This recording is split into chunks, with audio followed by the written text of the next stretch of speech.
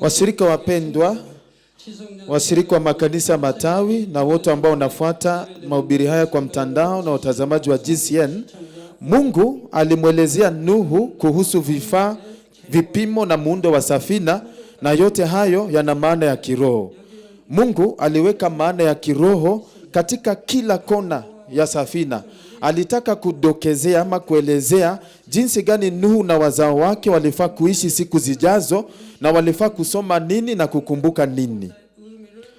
Ambacho nasema ni kwamba baada ya hukumu ya gharika kuu, binadamu walifaa waendelee kuzaana, kuenea kote duniani, na Mungu alifanya hiyo irekodiwe ili kuwapa familia ya Nuhu ufahamu. Hebu tuendelee pale tuliachia wakati uliopita. Angalia mstari wa 16. Itengenezee paa na umalizie safina kwa kuacha nafasi ya dhiraa moja juu. Weka mlango ubavuni mwa safina na uifanye ya ghorofa ya chini, ya kati na ya juu. Kwa nini Mungu ilibidi andike rekodi kama hizi kwa undani sana kwenye Biblia? Ni kwa sababu imebeba maana ya kiroho ya muhimu sana. Baada ya mwisho wa hukumu, ukoo wa historia ya binadamu ilikuwa ianze upya kupitia wazao wa Nuhu. Hao ndio watazaana na kuongezeka na kujaza dunia. Kama vile tu madirisha na malango yalitengenezwa kwenye safina, wazao wa Nuhu ilibidi wafungue malango kuelekea duniani. Kusema tu tunaamini Mungu haimaanishi sasa tufunge malango yetu ya kuelekea duniani kabisa. Badala yake inafaa tufungue wazi, lakini chunga sana usichangamane na dunia. Unakumbuka ile amri ya kusema uipake safina lami ndani na nje? Unakumbuka? Inamaanisha kwamba lazima tujitenganishe na dunia kabisa, tusichafuliwe nayo, lakini bado fungua madirisha, utimize jukumu kama chumvi na nuru ya kiroho. Haufai kugeuzia dunia hii yenye giza na dhambi mgongo wako, lakini unafaa kwa bidii sana angaza nuru ya kiroho, ndio giza hiyo ufukuze. Katika sehemu ambapo kuna ufisadi na uchafu umeenea, unafaa utumike kama chumvi inayosafisha. Kama kanisa na waumini watageuza migongo yao kwa dunia, juu tu wanataka wajitenge na dunia, basi nani atahubiri Injili na ufalme wa Mungu utapanuka aje? Inafaa tuige akili na nia na moyo ambayo Mtume Paulo alikuwa nayo. Wakorintho wa kwanza 9 mstari wa 19 mpaka 22, Paulo anasema, ingawa mimi ni huru wala si mtumwa wa mtu yeyote, nimejifanya mtumwa wa kila mtu ili niweze kuwavuta wengi kadri iwezekanavyo. Kwa Wayahudi nilikuwa kama Myahudi ili niwapate Wayahudi. Kwa watu wale walio chini ya sheria nilikuwa kama aliye chini ya sheria, ingawa mimi siko chini ya sheria, ili niweze kupata wale walio chini ya sheria.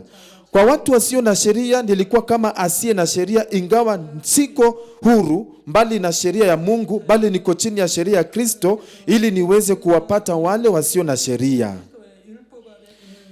Wakati imani inafika ngazi kama hiyo, pale ndipo unajiweka huru kutokana na sheria. Unapata uhuru wa imani. Na maanisha unapata uhuru kutokana na sheria na torati. Kwa hivyo, kwa sababu pale sasa una uwezo wa kutenganisha vizuri wema na uovu, na kutofautisha vizuri mapenzi ya Mungu na neno lake, utaweza kufanya hivyo kama Paulo. La sivyo utabaki wa kushutumiwa na kukosolewa kila wakati. Hata hivyo, kwa sababu Mtume Paulo tayari alikuwa shaingia ndani ya roho kabisa, alitimiza imani ambayo ilimruhusu awe na uhuru hapa na pale na katika kila kitu. Alikuwa na uhuru wa kutokula nyama sehemu fulani. Alikuwa na uhuru wa kukula nyama sehemu zingine. Alikuwa na uhuru hapa na pale. Sikukula nyama iliyokatazwa ni kuvunja sheria. Si ni kuvunja sheria kukula nyama iliyokatazwa. Lakini Mtume Paulo bado aliweza kula nyama iliyokatazwa. Kwa nini? Juu imani yake ilishafika kiwango hicho, na kwa hivyo alikuwa na uhuru kando na sheria. Lakini mbele ya wale ambao wanajua sheria hakukula, yani Wayahudi, Wayahudi ndio kwamba asiwasababishe wajikwae. Mstari wa 22 pia inasema kwa walio dhaifu nilikuwa dhaifu ili niweze kuwapata walio dhaifu. Nimekuwa mtu wa hali zote kwa watu wote ili kwa njia yoyote niweze kuwaokoa baadhi yao. Ndio kwamba aweze kuokoa angalau mtu mmoja tu zaidi. Mtume Paulo alikaribia kila mmoja kibinafsi kwa namna ambayo lingiana nao na kisha kahubiri Injili. Na hakuwalazimisha wasikie Injili wapokee juu tu ati alikuwa anahubiri Injili mzuri. Kwanza alielewa hali na mazingira ya kila mmoja ndio Injili iweze kupenya ndani yao kulingana na hali yao. Natumai ya kwamba na nyinyi pia mtafanyika nuru ya dunia kwa namna kama hiyo. Yesu pia alituambia kwenye Mathayo 5:14 ya kwamba ninyi ni nuru ya ulimwengu. Hii ni kumaanisha kwamba usiangaze nuru kanisani tu, lakini uwe nuru ya dunia. Unafanya mema kanisani, lakini unakaa mtu wa dunia nyumbani ama kazini, haufai kufanya hivyo. Mwangaza wa mshumaa unaojiteketeza ili kutoa nuru huangaza kila mahali. Vile vile na waumini wote ambao wanajukumika kama nuru. Kama watangaza tu nuru ndani ya kanisa, nuru ile haitafika nyumbani hata katika familia zao. Ndio maana Mathayo 5:16 Bwana akasema, vivyo hivyo nuru yenu iangaze mbele ya watu ili wapate kuona matendo yenu mema, wamtukuze Baba yenu aliye mbinguni. Hii ndio njia kufanyika nuru ya dunia. Matendo mema ndio njia ya kutukuza Mungu. Kazi njema zinapoonekana zinaonyesha ya kwamba hawa waumini ndio nuru inayoangaza dunia. Kama waumini wataonyesha tabia njema, matendo mema ambayo hata watu wa binadamu wa dunia hawawezi kuiga, basi wale wa dunia watatambua hawa Wakristo na waseme hakika Wakristo ni tofauti. Matokeo ni nini? Mungu Baba atapokea utukufu. Haya kabisa ndio makusudi ambayo Mungu Baba alikuwa nayo alipofanya malango na madirisha katika safina. Inayofuata sasa nielezee maana ya kiroho ya Mungu kufanya safina ijengwe na ghorofa 3, ya chini, ya kati na ya juu. Hii ni kumaanisha ya kwamba wewe kila wakati unafaa utunze Mungu Tatu Mtakatifu ndani ya moyo wako, wasiwahi toka ndani ya moyo wako. Na pamoja na hiyo inaonyesha pia kwamba historia ya ukuzaji wa binadamu kwa upana imegawanyika katika enzi 3. Enzi ya kwanza ni enzi ya Mungu Baba ambapo Mungu mwenyewe alitekeleza kazi zake, yani ni enzi ya Agano la Kale. Kisha ya pili ni enzi ya Bwana ambapo Yesu alishuka duniani kama Mwokozi akahudumu. Na ya tatu ni enzi ya Roho Mtakatifu, kipindi baada ya kufufuka kwa Bwana na kupaa kwake kwenda mbinguni hadi ukamilishaji wa ukuzaji wa binadamu. Katika kipindi hiki kilichoashiria hatua muhimu katika ukuzaji wa binadamu kupitia hukumu ya gharika kuu, Mungu ameonyesha wazi kupitia muundo wa safina kwamba Mungu Tatu Mtakatifu ndio wanaotawala historia. Ndugu zangu wapendwa, baada ya kuelezea muundo wa safina kwa Nuhu, Mungu Baba mara tena anatangaza ya kwamba atahukumu kwa gharika. Mstari wa 17 anasema, tazama nitaleta gharika ya maji juu ya nchi, niharibu kila kitu chenye mwili na pumzi ya uhai, kisiwepo chini ya mbingu. Kila kilichoko duniani kitakufa. Haya ni maelezo mara tena ya jinsi gani gharika inayokuja itatekelezwa. Mungu anasema ataharibu kila kitu chenye mwili na pumzi ya uhai. Kila kitu chenye mwili na pumzi ya uhai inajumulisha watu wote isipokuwa familia ya Nuhu, watu 8, na wanyama wote na ndege wote isipokuwa wanyama wa maji. Nilishaeleza ni kwa nini Mungu aliangamiza wanyama wote pamoja na binadamu. Ni kwa sababu wanyama wa dunia na ndege wa angani wakati huo walihusiana kwa karibu sana na kule kusema binadamu kuangukia dhambi. Kulikuwa na matukio mengi ambapo watu walitengeneza sanamu za miungu kwa kuiga mifano ya wanyama hawa na kuziabudu. Ni vile tu imesemekana kwenye Warumi 1:23, Wamebadili utukufu wa Mungu aishie milele kwa sanamu zilizotengenezwa zifanane na mwanadamu ambaye hufa, na mfano wa ndege, wanyama na viumbe vinavyotambaa. Na zaidi ya hiyo, kwa sababu wanyama na ndege ni mali ya binadamu, Mungu aliwaharibu wote pamoja na binadamu. Kwa ufupi, Mungu aliwafanya wawajibike kwa pamoja. Na hapa nataka umakinike sana na sehemu inayosema kila kilichoko duniani kitakufa, kitangamia. Makinika sana na hiyo. Akisema hivyo, haimaanishi tu juu ati Mungu anakusudia kufagia watu wote na wanyama wote wanaoishi kwenye ardhi wakati huo. Haimaanishi tu hivyo pekee. Inataka kutueleza kwamba Mungu alikusudia aharibu kabisa misingi yenyewe ya maisha ya binadamu.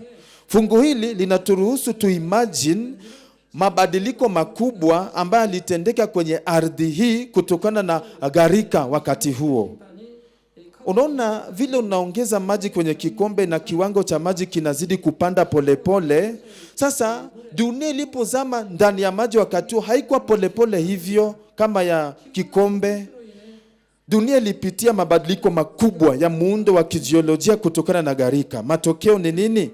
Dunia baada ya gharika ilijipata katika mazingira tofauti kabisa na dunia hapo awali. Sura ya nchi na jiografia yake vilibadilika kabisa, na hali ya hewa pamoja na mazingira ya viumbe hai pia vilibadilika pakubwa sana. Jiografia ya ardhi inawezaje kubadilika hivi eti kutokana na gharika? Jibu ni Mwanzo 7:24 ambayo inasema maji yakaifunika dunia kwa siku 150. Umesikia? 150. Kipindi cha mvua ilikuwa ni siku 40, lakini kipindi cha dunia nzima kuzama ndani ya maji ni siku 150. Alafu ikachukua siku 150 zingine ama zaidi ndio maji yote yakauke na ardhi ikauke kabisa. Nini kilifanyika sasa wakati dunia nzima ilizama ndani ya maji kwa siku 150? Hebu wazia kwa undani sana. Nini kilifanyika? Hebu fikiria nguvu za maji. Nguvu za maji ni kubwa sana. Imagine kwa sasa tumwage tani 100 za maji hapa. Na si kumwaga tu, ilipuke kwa nguvu ikimwagika hapa. Vitu kama ukuta, majengo yote yatabomoka, yataporomoka. Alafu dunia ijazama tu ndani ya maji, maji pia inaisukuma. Haikosi mabamba ya dunia yatatetemeka. Kisha kuna visiwa vilikuwepo, vinapotea, visiwa vingine vinatokezea. Kama ni milima inapotea, milima ingine inainuka pale pengine. Na kukawa na mabadiliko na mitikisiko mikubwa ya mabamba ya dunia ikatokezea. Alafu wazie nguvu za maji na upige hesabu kwamba ilizama ndani ya maji siku 150. Si siku moja ama 2. Imagine mitikisiko mikubwa aje. Unadhani dunia libaki imetulia tu kama ziwa? Hapana. Na ujue dunia iko katikati ya jua na mwezi. Na kuna mvuto, nguvu ya mvuto kutoka kwa jua na kutoka kwa mwezi. Inavuta dunia. Maji yanayoifunika dunia yanavimba pande zote mbili kutokana na nguvu za mvuto wa jua na mwezi pande zote.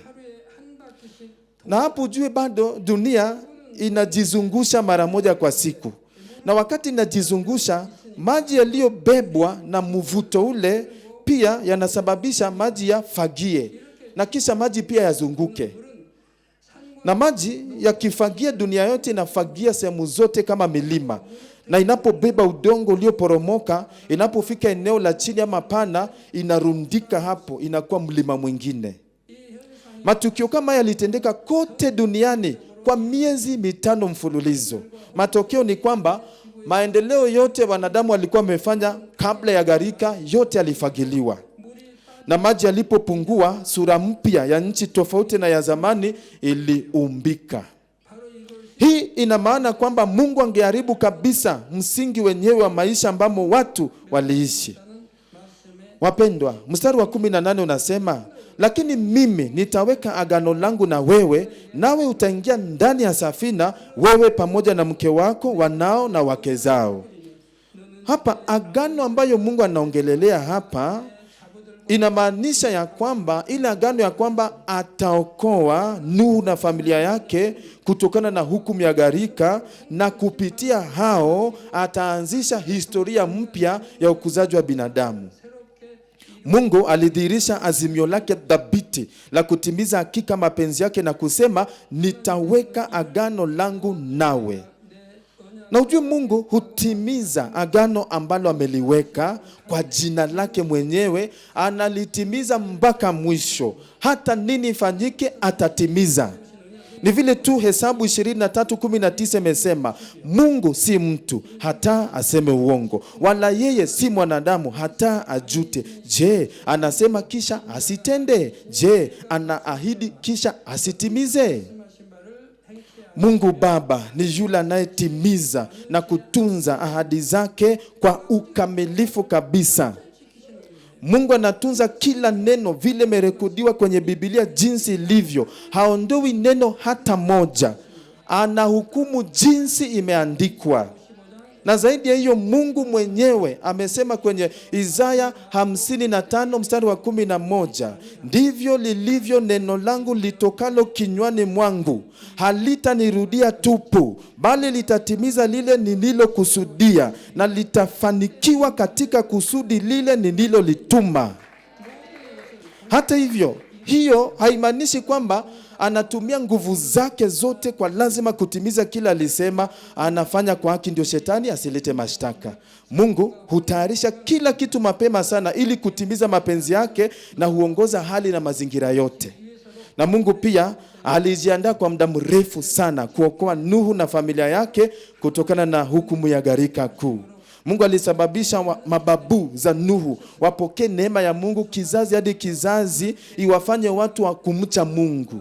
Nuhu akaridhi imani kwa Mungu kutoka kwa mababu zake. Nuhu mwenyewe pia aliishi maisha iliyotengwa na dhambi za dunia na akamcha Mungu, na vile vile na mke wake, watoto wake na binti wake. Hawakuokolewa tu ati juu tu alikuwa kwenye familia ya Nuhu. Hao wenyewe walisikiliza mafundisho ya Nuhu na wakafuata mapenzi ya Mungu kama tu Nuhu alivyoeleza. Matokeo ni kwamba hao pia wakapata imani ya kuokolewa kutokana na gharika kuu. Kwa sababu ya hiyo, Mungu aliweza kufanya agano na Nuhu. Kwa hivyo, ukweli hapa ni kwamba wakati Mungu anafanya agano, agano inatimizwa kama tu anayepokea agano atatimiza haki inayofaa. Kwa mfano, angalia Waisraeli waliotoka Misri. Mungu aliongoza Waisraeli nje ya utumwa kule Misri, na akawaahidi atawaleta kwenye nchi ya Kanani. Hata hivyo, wale ambao waliingia katika nchi ya Kanani walikuwa kizazi cha pili. Sasa nauliza, ahadi ilipewa kizazi cha kwanza? Ndiyo, kizazi cha kwanza. Lakini kizazi cha kwanza hawakuingia. Ni kizazi cha pili ambao hawakuahidiwa, hao ndio waliingia. Nini kilifanyika pale? Kati ya kizazi cha kwanza waliotoka Misri, waliopokea ahadi ya Mungu, ni Yoshua na Kalebu pekee ndio waliingia nchi ya Kanani. Kwa hivyo inamaanisha Mungu alivunja ahadi yake? Hapana, Mungu alitunza ahadi yake kwa uaminifu. Lakini wengi wa kizazi cha kwanza waliotoka Misri hawakuamini ahadi ya Mungu, walikuwa na shaka. Wakati magumu yaliinuka, badala yake wakaudhika, wakalalamika dhidi ya Mungu.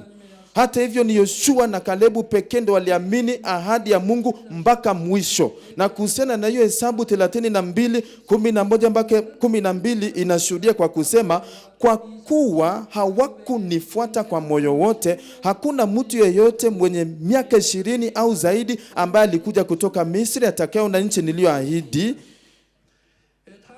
Hakuna hata mmoja, isipokuwa Kalebu mwana wa Yefune Mkenizi na Yoshua mwana wa Nuni, kwa sababu walimfuata Bwana kwa moyo wote.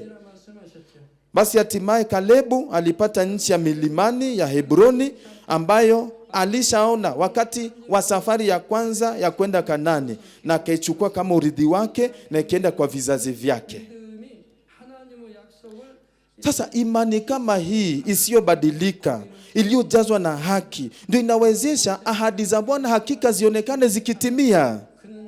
Bila shaka Musa hakuenda nchi ya Kanani, lakini haimaanishi kwamba alikuwa na shaka. lakini ilibidi ajukumike kabisa kama kiongozi. Wakati aliongoza watu mpaka kwenye ukingo wa nchi ya Kanaani na akakamilisha huduma yake, alienda mbinguni, sehemu ya kupumzika, sehemu bora zaidi ya nchi ya Kanaani. Katika Ezekieli 36 mpaka 37, Mungu pia anazungumza na watu wa Israeli akisema, ndipo mataifa yanayowazunguka yaliyobakia watajua kuwa mimi Bwana nimejenga tena kilichoharibiwa na nimepanda tena kile kilichokuwa ukiwa. Mimi Bwana nimenena nami nitalifanya. Bwana Mungu asema hivi, tena kwa ajili ya jambo hili nitaulizwa na nyumba ya Israeli ili niwatendee. Hivyo ndivyo Mungu Baba wetu ni mwaminifu, anayetunza ahadi zake. Lakini lazima tuelewe kwamba ahadi itatokezea kweli kama tu aliyepokea ahadi ataamini kikamilifu na aiombe mpaka mwisho. Vile vile na wale ambao wamepokea uwezo na nguvu za Mungu. Itakuwa bure kabisa kama anayepokea haamini alichopokea. Bure kabisa. Ni bure kabisa kama hautakuwa na ushirika wa imani na Mungu wako. Kwa wale ambao wanaamini ya kwamba nguvu za Mungu wamepewa zitazidi kuongezeka, na maanisha wao wenyewe watahisi ya kwamba nguvu za Mungu ambazo wamepewa zinaongezeka kila wakati wanapoombea watu.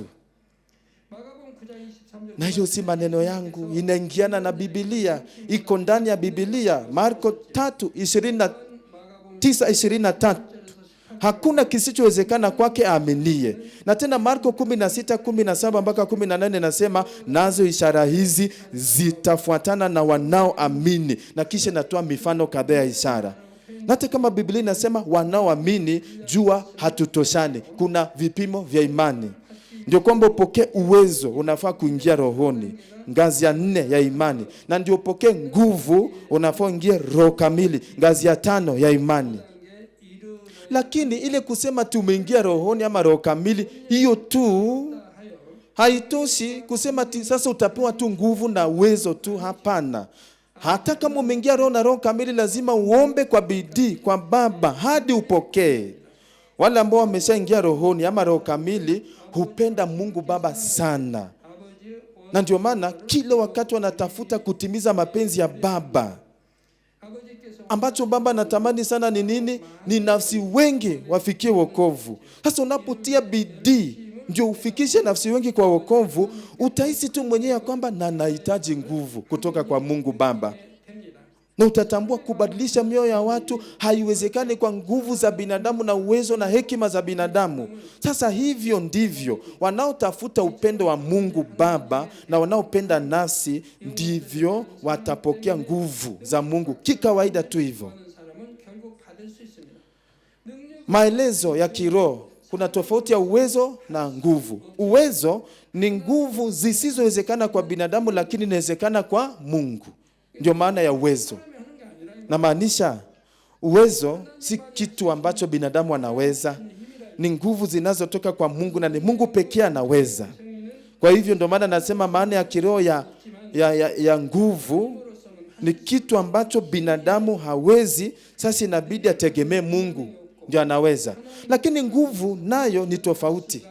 Nguvu ni kusema hakuna kisichowezekana kabisa. Ndio pokee nguvu hizo. Hata kama uko rohoni, lazima ujaze maombi ya moto. Hata kama ushapokea uwezo, lakini ukiomba kwa bidii, ndio kwamba upokee nguvu na nguvu zifanye kazi, lazima uwe na maombi kama ya moto wa Roho Mtakatifu. Unahitaji kuomba kwa moto zaidi, ndio kwamba nguvu za Mungu zitendeke ambazo ziko juu zaidi ya uwezo. Na kisha kuna mamlaka. Nguvu za Mungu zimebeba mamlaka ya Mungu. Na mamlaka hapa inamaanisha nguvu yenye enzi na utukufu iliyosimamishwa na Mungu mwenyewe na amri tokayo juu ndani ya utaratibu wa Mungu.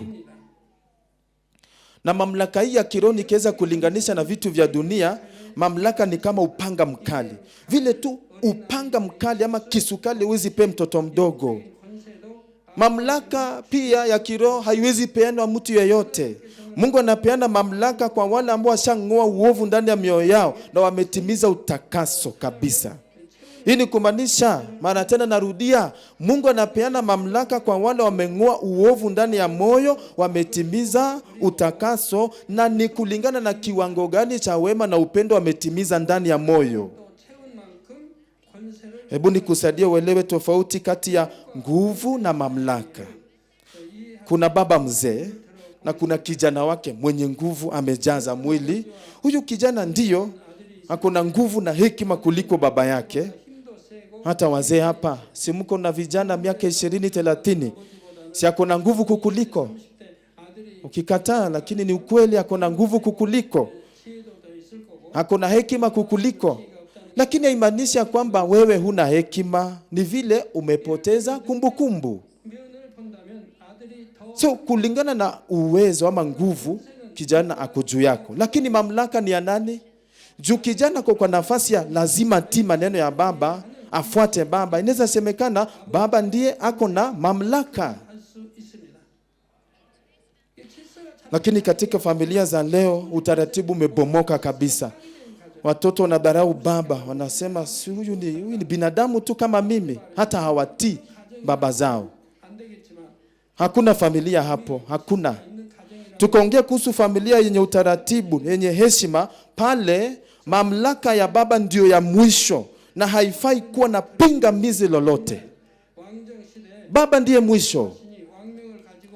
Mfano mwingine, katika enzi ya zamani ya utawala wa kifalme, wakati waziri kutoka kwenye taifa lingine la nguvu zaidi alitembelea taifa la China ambalo linatawaliwa na lile kutokana na amri ya mfalme wa kule, akikuja hapa anachukuliwa kama mfalme. Na si eti yeye mwenyewe amepokea heshima juu ya mamlaka yake. Hapana, ni juu alienda pale kwa niaba ya mfalme.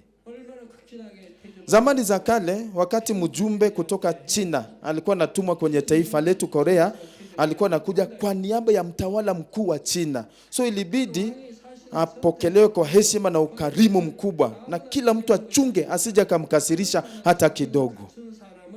Lakini wakati mfalme anachagua mjumbe wa kutuma, hatumi tu yeyote ovyo ovyo, anachagua mtu ambaye amehitimu kazi hiyo.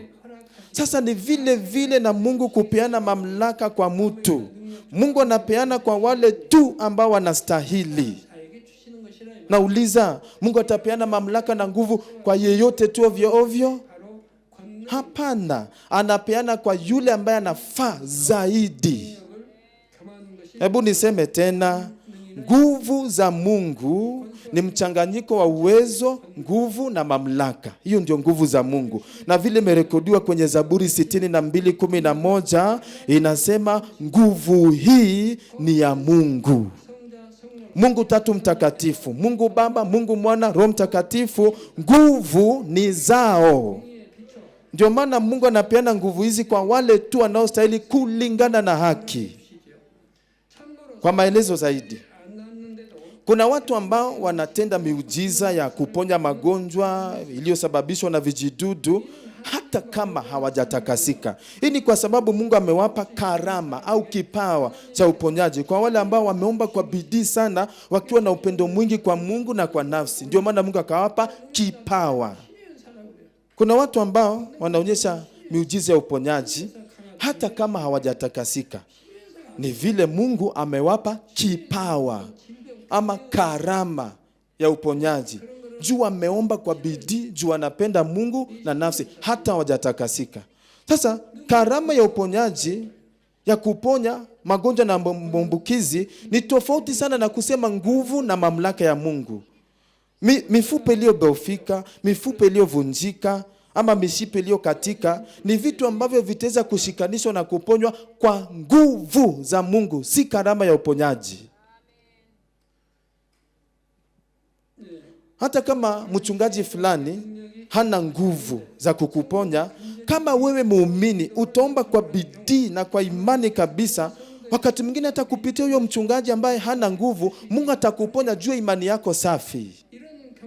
Tafadhali mtambue tofauti hizo zote na vipimo vyake za nguvu za Mungu. Ndugu zangu wapendwa, inasemekana kwamba nguvu ni za Mungu. Ndio maana tunaweza ona pia Bwana wetu Yesu naye pia alipeana wanafunzi wake nguvu za kutenda miujiza. Kwenye Mathayo 10:1 inasema, ndipo Yesu akawaita wanafunzi wake 12, naye akawapa mamlaka juu ya pepo wachafu ili waweze kuwatoa na kuponya kila ugonjwa na maradhi ya kila aina.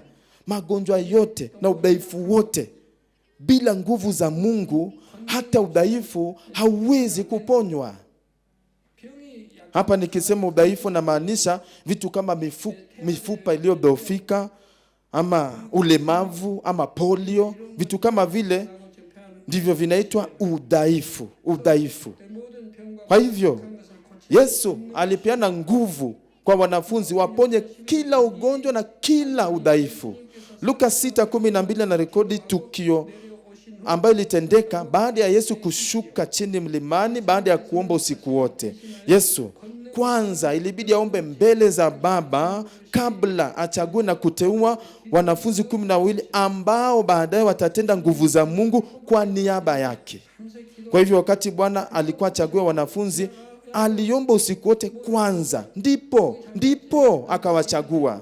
Si kwamba liita tu Petro kusema, Petro, wewe ni mvuvi na unavua samaki vizuri, hata watu utawavua vizuri, kuja uwe mwanafunzi wangu. Haikuwa hivyo. Aliomba kwanza usiku wote, akatafuta mapenzi ya Mungu na kulingana na muongozo wa Baba, ndipo akachagua wanafunzi.